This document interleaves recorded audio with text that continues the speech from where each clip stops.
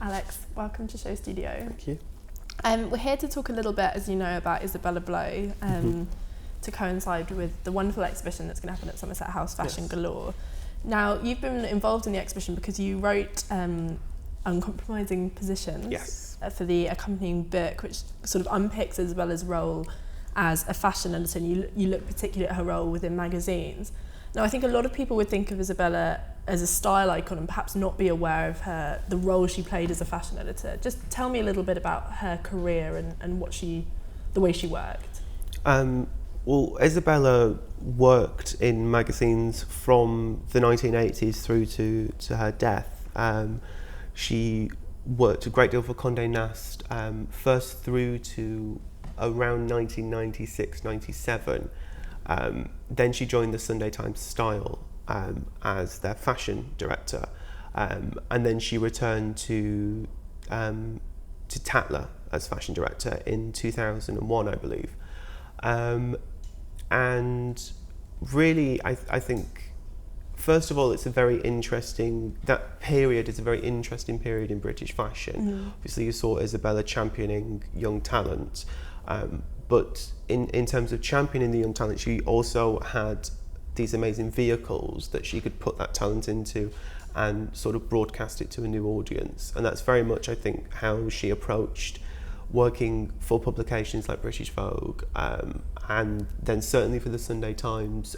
Jeremy Langmead, who was the editor of the Sunday Times, Sunday Times Style at that point, said that whatever you saw Isabella wearing in the staff canteen on one day would be what she would be putting the models in the next day. And I think that was very much the relationship she had with editorial. She was kind of her own guinea pig. She was her own test ground for these looks. And then when she was making up models, her best work is when she just makes them look like herself. It's interesting that, because for me, it feels like part of the reason she became such a style icon and part of the reason her styling was so successful is that interplay between it feeling incredibly authentic. Would you say that there's something so personal about what she does?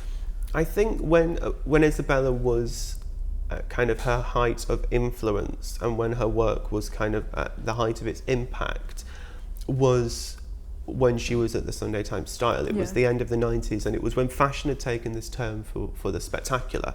I think it's very marked when she starts at the Sunday Times, because it changes from being kind of normal newspaper supplement styles, styling and style fashion, 5 ways to wear a cardigan. It turns into these incredible, epic, kind of operatic shoots that Isabella always did incredibly well, this kind of fashion as fantasy.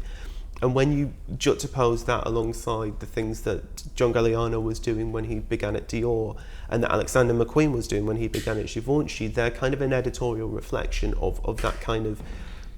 It's quite an English vision, it's an incredibly narrative vision, and it is this kind of incredibly theatrical vision of fashion. But the fashion itself is incredibly theatrical as well, so it's kind of this wonderful moment when Isabella didn't have to think about reality. And coming out of grunge in the early 90s and going into that moment, it was really when I think her work was at its height, and when she could indulge what she really loved to do.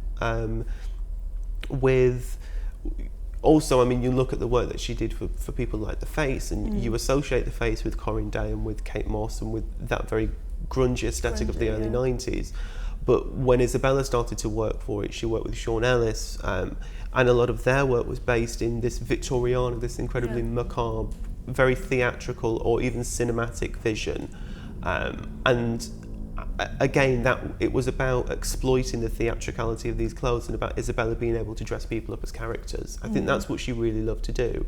And it's something that you can trace back through all of her work. The best thing I saw when I was researching this and was working on this was an amazing memo that she wrote when she was at Tatler that was getting someone to make scarecrows for her. This was actually when she was first at Tatler in the early 90s. It was getting someone to make scarecrows for a shoot for her, and then kind of the postscript of the memo was P.S. guillotine must be 15 feet by 3 feet, like a monolith. So I think it's this amazing, it is this fantastic idea of, you know, the Vanity Fair shoot when they set the castle on fire, all those wonderful theatrical McQueen shows. That was her world. It was this incredibly theatrical, incredibly grand, very British. Yeah, I want to talk about that because I'm writing a piece for the Isabella Blow series we're doing about English sort of eccentricity, and I'd like to talk a little bit, when you say very British, and I know that's very intrinsic to Isabella Blow, even if you look at the kind of the houses she grew up in, the social life she led. Tell me what you mean when you say British. Well, I think Isabella was herself born from a very grand family. She was born from the Delve Broughtons. They're a very old aristocratic family. Her grandfather, I believe, was Jock Delves Broughton, who was involved in the White Mischief kind of scandal in Kenya. Her grandmother was a kind of reputed cannibal. You know, I think it's this whole idea that they're this long string of English eccentrics, which really in this kind of frame means kind of aristocracy that have a certain position in society, and because you're so sure, it's all based in the English class system. When you're aristocratic, you're so sure of your position in society, you can sort of do whatever the hell you want because you know that you're there and it's fine, and you can really explore and kind of indulge your own eccentricity, your own quirks, your foibles. And I think in a sense that's almost what fashion was for Isabella. It was this kind of quirk that people didn't really understand about her. And again, I think as well, we can talk about her being obsessed with fashion, but what she was really obsessed with was clothes and costume. She was obsessed. She was a storyteller, wasn't she? I think she was obsessed with the art of dressing. It didn't really matter when the clothes came from. I think fashion implies that it has, that she was going out and she was getting, Dior and Chanel, Lacroix. It wasn't about that. She wore a lot of McQueen, but McQueen was somebody whose taste she was attuned to. It was somebody that she saw his MA collection and immediately was somebody that she clicked with. I think also talking about her as a muse to McQueen is or a muse even to Philip Tracy, is to kind of denigrate her influence, because she wasn't a muse. She was a patron and a supporter, and I think they were kind of kindred spirits. They shared a certain way of looking at the world, which is quite dark. It has a lot of humour to it. And that's very British, again, that dark humour. Absolutely. I think that idea of gallows humour is very English. And certainly Isabella had that. And there's a lot of it in McQueen's work as well. This, the idea of there being a darkness, but a humour to the darkness as well. So it can say something that's very deep and meaningful, but you can say it with a light voice, I guess. I want to talk about this kind of muse style icon tag she has a little bit. And I want to talk about style icons that we've seen sort of throughout fashion's history. And I'm very interested in this idea of the muse who also plays a kind of active role, which is another essay that we're going to be having on SHOWstudio, because I know that you have a great love for people like Marie Antoinette and you like Marchesa di Casati. Tell me a little bit about some of those original women who kind of completely absorb themselves in clothes. Well, my essay actually compares Isabella with the Marchesa Casati, because the Marchesa Casati said that she wanted to make of herself a living work of art, and then she compelled various artists by paying them to kind of paint her portrait, to sculpt her, to immortalise her.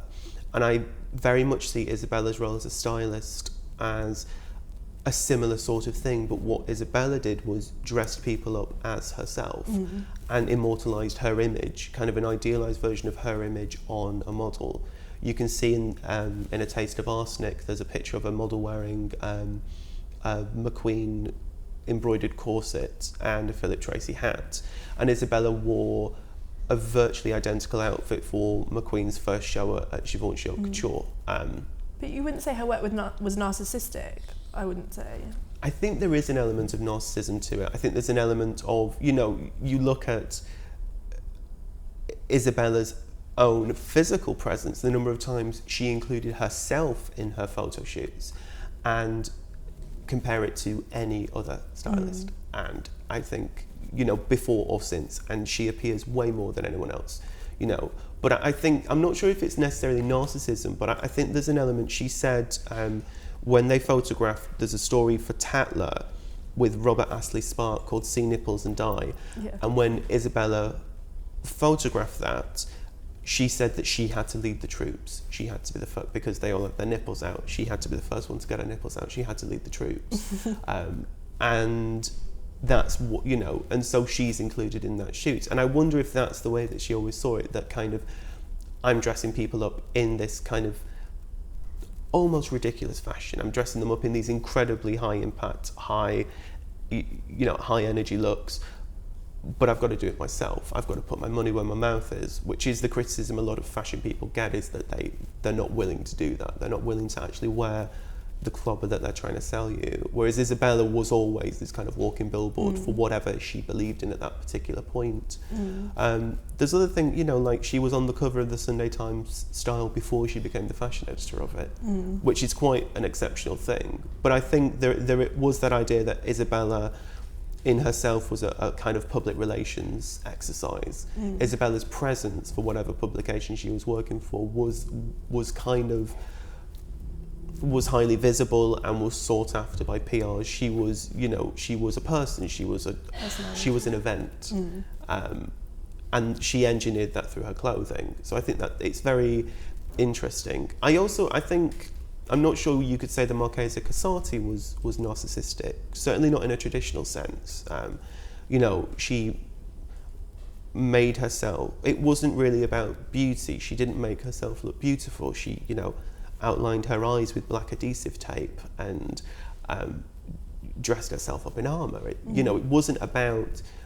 I think you talk about narcissism, and there's this assumption that you're trying to make yourself look pretty and beautiful. And also there is also this idea that you're in love with yourself, but also that you want everyone else to love you. I do think there's this idea of being fascinated by what you can do with your own image. But I think there was definitely something very sexual about Isabella's styling and the way she presented herself. I think it was about trying to look sexually appealing.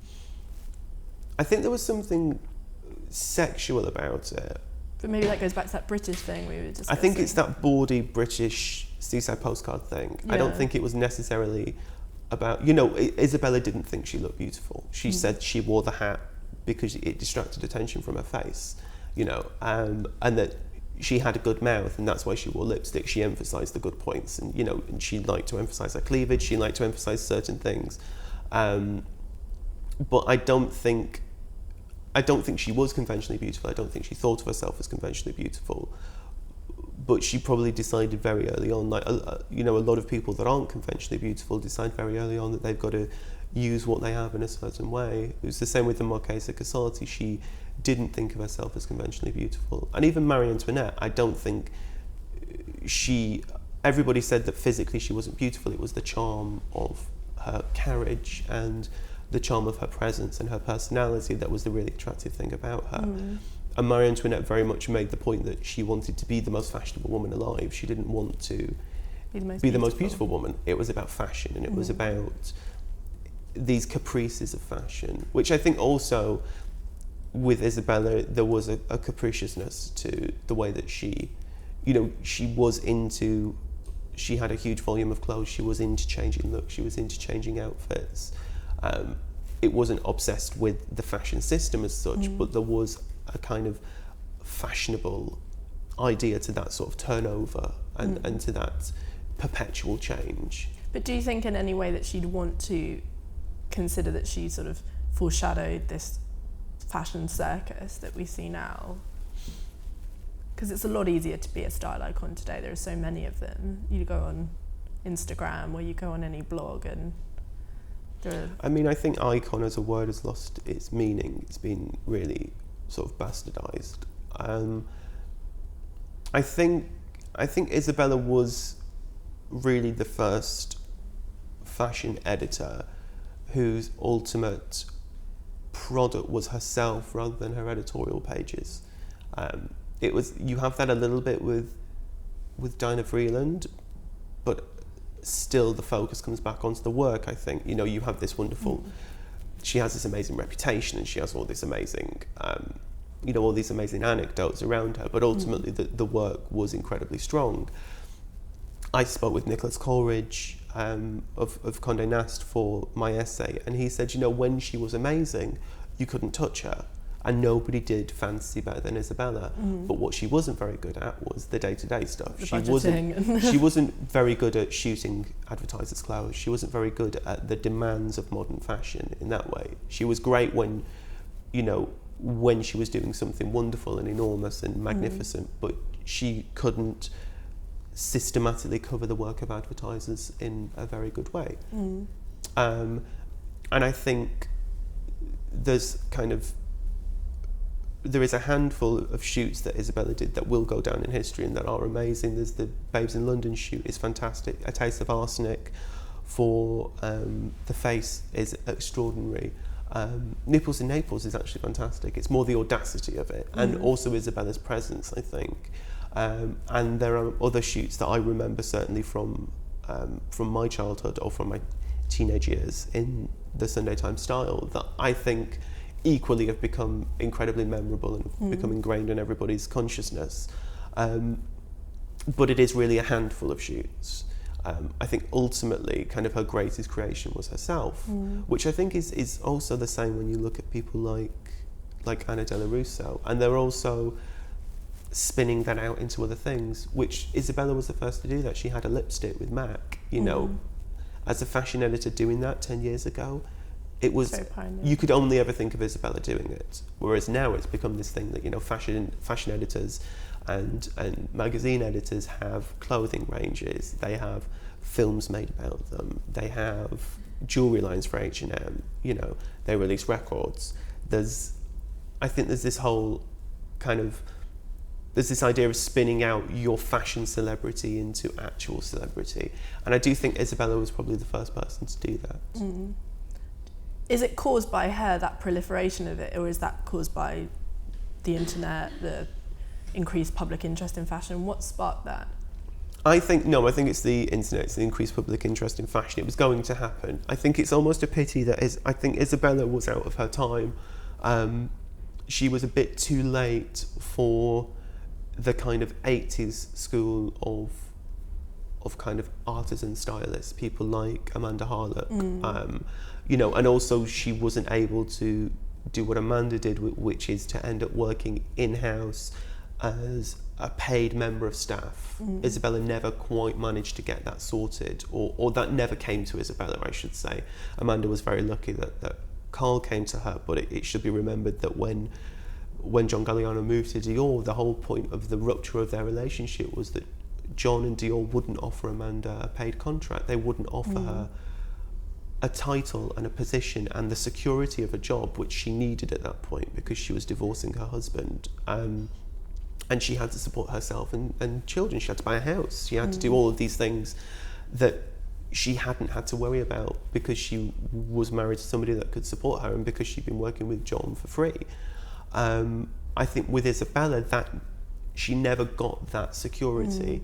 She had the security of working for magazines, but it's never actually that secure, you know. And I think so. She came a little bit late for that, and she came a little bit early for these fashion editors that are spinning out their fashion celebrity into something lucrative that they can support, you know, so they can support themselves with things outside of fashion. The way that you see certainly with Anna Della Russo, and you know, you see it with other people, the way that Katie Grand has her range with Hogan. You know, there are things. Isabella kind of missed the boat on the first one, and she was too early to the docks for the second, you know. I think it's interesting also to go back to what we were talking about with like how the term muse isn't quite fitting for her.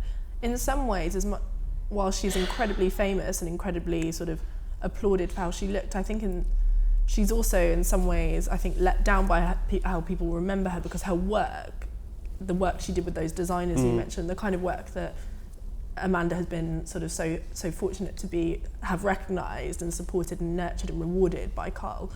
You know, that kind of work, I think, is often, people don't remember that, they just remember how she looked. They don't think about the toil. Well, I think that the work is actually quite ephemeral, because the work is, at the end of the day, you're not the person that's producing the clothes. Your name isn't stitched into the clothes. You're not producing the sketches. You're not producing the design. What you're producing is you're the fuel that allows the engine to run. It's like, you know, you're not applauding the petrol in a car.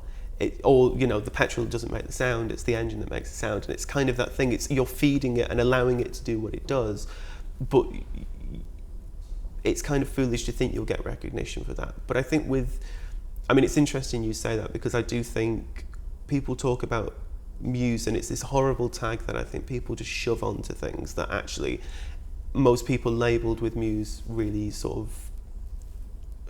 really despise, because it implies that you kind of float in, faff about with a bit of tulle and then piss off. And whereas actually what someone like Amanda works with Carl.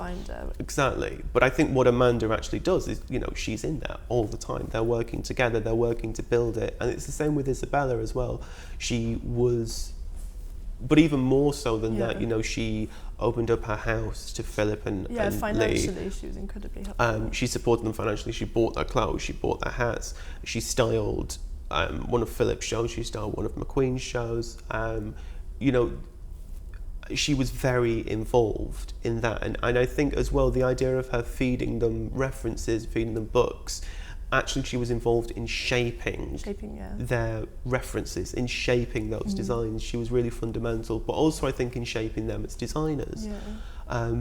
And that is more than a muse, really. That it's not about a muse. It's about so removed from being a style icon as well, and from that whole aspect of her life that we think about. Well, I think the idea of talking about style icon is you're reducing it immediately to a flat two-dimensional image. You're reducing it just to the visual. You're saying, okay, so you're iconic for this. Not, you know, that doesn't actually talk about her work. It doesn't talk about her intelligence. It doesn't talk about her humour. It doesn't talk really about anything to do with her personality. It's reducing her to a visual image. I think it's a difficult thing that faces women and perhaps men, but I think more women in fashion, though, is that getting that line between presenting yourself in an interesting way and obviously using fashion as a vehicle for self-expression, which it should be, because if you work in fashion you tend to love clothes, but also being taken seriously for your work. Because sometimes it seems that, I think this especially now, it sometimes feel like you can choose two paths. You can make yourself a Anna Della Russo, Julia Sargemois, kind of dress in this incredible, fantastic way, or you can dress in a quieter way and do that and be taken seriously for your work. And I worry sometimes that it's difficult to do both and be considered intelligent or articulate. People often, I think, trivialise those who present themselves in an amusing way. I think so. I think there's something to be said about, and I do wonder again if that's very English. It's this Anglo-Saxon Puritanism about Protestant. Well, about vanity and about a focus on the superficial and a focus on the surface. So I wonder if it is this kind of lingering Puritanism about if you present yourself, if you have an undue care about your appearance in that way, then it suggests that there's no depth to the character.